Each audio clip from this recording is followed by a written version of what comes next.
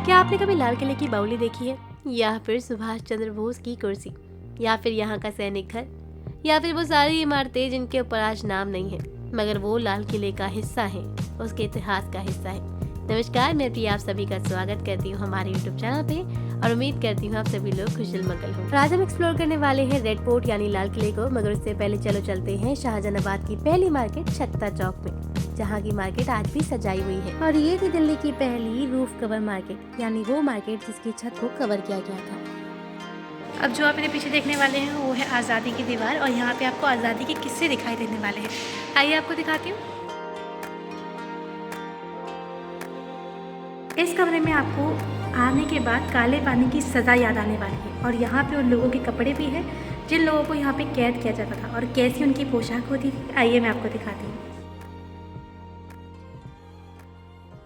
आज़ादी की छोटी सी चिंगारी को हवा देने का काम उस टाइम के अखबारों ने भी किया था, जिन्होंने देश के हालातों के बारे में लोगों को बताया, जिनके ओरिजिनल कटिंग आपको इन्हीं दीवारों पे दिख जाएंगे। अंदर जाके मुझे 15 अगस्त का किस्सा याद आया, कैसे हर गली में उस टाइम खून का कतरा नजर आता था, जब हर छोटा बच्चा घर से बाहर निकलने से घबराता था। कुछ बहादुर जवानों ने इतिहास को बदलना चाहा, कुछ ने तलवार उठाई तो कुछ ने कलम, तो कुछ ने आवाज के बलबूते से ही आगे चलना चाहा। कुछ किस्से गुमनाम हो गए तो उनके नाम की यहाँ श्रद्धांजलि भी दी जाती है। एक और बैटरी वाले दिए जलाए तो दूसरी ओर प्रोजेक्टर पे उनकी कहानी बताई। ये सारी बातें सुन के न जाने क्यों मेरी आंखें नम सी हो आई। नीचे उतरी मैं तो मौसम भी थोड़ा हसीन हो रहा था। बारिश के कारण आसपास का रंग थोड़ा और रंगीन हो रहा था। मैंने लाल किले की बावली को पहली बार देखा और अब भी बड़ी प्यारी सी लग रही थी। तो ये जो आप मेरे सामने देख रहे हैं ये है विश्राम घर। ये सोल्जर्स के होते थे, और यहाँ पे देखोगे आप ध्यान से तो ये गेट पे कुंडी भी लगी है। सैनिक घर के जस्ट राइट की साइड में ही कैफेटेरिया था, जिसका रेनोवेशन हो चुका है और यहाँ पे बहुत बड़ी वैरायटी है। और आगे जाके मुझे नेताजी सुभाष चंद्र बोस का सामान दिखा। पहले मुझे उनकी दोनों तलवारें दिखाई दी, उसके बाद मुझे उनकी टोपी दिखाई दी, उसके बाद मुझे उनकी स्टैंप दिखाई दी और उसके बाद उनकी कुर्सी। इसी के साथ उनके जो हथियार उन्होंने जंग में इस्तेमाल किए थे वो भी वहाँ पे रखे हुए थे, और एक तो पूरी टेबल पे तलवारों के साथ साथ बंदूकें भी रखी थी, जिन्हें किस सैनिक ने इस्तेमाल किया वो अभी भी रहस्यमय है। तो मेरे पीछे है दीवाने आम, और चलो उसको अब देख के आते हैं। जहाँ पे फरियाद सुनी जाती थी आज उसका हाल कैसा है। आप जो आप मेरे पीछे देख रहे हैं ये है दीवाने आम, और यहाँ पे पहले टाइम में सभा बैठा करती थी। राजा यहाँ पे सबकी बातें सुनता, उनकी परेशानियों के हल निकालता, और वहाँ पे जो सफ़ेद आपको संगमरमर का तख्त दिख रहा है वहाँ पे राजा बैठता था, और उनके सामने उनकी प्रजा और उनके वजीर। आइए आपको दिखाती हूँ। अब मैं आपको दिखाने वाली हूँ वो तख्त जहाँ पे राजा बैठे। चलिए, वैसे यहाँ पे मुझे दो खुफिया दरवाजे दिखे, एक ये वाला और एक ये वाला। पूरा राजा का तख्त, वहाँ पे उनके वजीर, यहाँ पे रानी बैठती थी, और उसके सामने उनके मेन लीडर्स जो कि राजा को प्रेजेंट करते थे।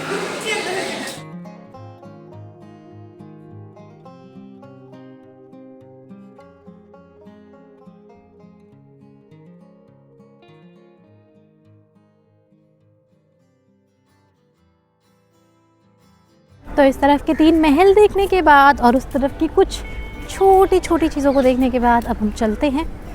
वैसे एक बार ओवरव्यू दे देती हूँ। इस जगह से तीनों चीज़ें दिख रही हैं, वाइट वाला, रेड वाला और ये वाला। बीच वाला जो है वो महल है, उसके पीछे वाला एक ऐसी स्टेज है जहाँ परफॉर्मेंस की जाती थी, और इसके साथ वाला भी ऐसा ही है। अगर इस तरफ की बात करें तो एक रंगमंच है, ठीक है, और उसके बीच में एक रास्ता है जो कि यमुना नदी तक जाता है। वो एक सीक्रेट रास्ता था जिसके बारे में ज़्यादा डिस्क्राइब नहीं किया गया, बट ठीक है, एक गाइड बता रहे थे। और वहाँ पे कुछ जगह पे मेंशन भी था, इवन दो यहाँ पे गौरी शंकर मंदिर है, और उसकी हिस्ट्री जब मैंने पढ़ी थी और मैंने जब लोगों से पूछा था तो मुझे पता चला था गौरी शंकर मंदिर के पास यमुना नदी थी। तो इस महल के पास उस टाइम पे यमुना नदी हुआ करती थी, वहाँ तक इसका बहाव आता था। तो इसके जस्ट थोड़ा सा ही पीछे यमुना नदी थी, तो वहाँ से कुछ सीक्रेट रास्ते थे। वैसे आप जो मेरे पीछे देख रहे हैं, स्टेज सज रही है, यहाँ पे अब इवेंट होने वाला है लाइट शो का, नाइट का, बट उसकी टाइमिंग मुझे थोड़ी सी अनकंफर्टेबल लगती है, क्योंकि 7:30 से मतलब स्टार्टिंग का टाइम तो मुझे ज़्यादा पता नहीं है, बट ये 9:30 तक चलता है। तो अगर आपके पास खुद का ट्रांसपोर्ट है तो बहुत सही है, अगर नहीं है तो it will make a big complication for you, just like it would be making for me unless and until I will buy my own गाड़ी। मेरे सामने अभी जो लोग जा रहे हैं वो नाइट शो के लिए जा रहे हैं, और जो डे वाले हैं यानी नॉर्मल जिनके पास टिकट है म्यूज़ियम का और यहाँ का, वो अब निकल रहे हैं, इंक्लूडिंग मी।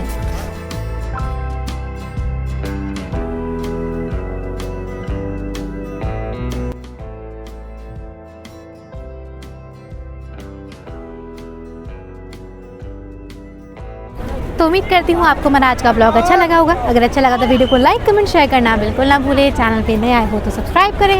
और हाँ यार, ज़िंदगी के 20 साल लगे मुझे यहाँ के अंदर आने में, उसके बाद कुछ 1-2 साल और लग गए इसे ढंग से कवर करने में, बट इस बार मैंने पूरी दीवार के एंड तक देखा है।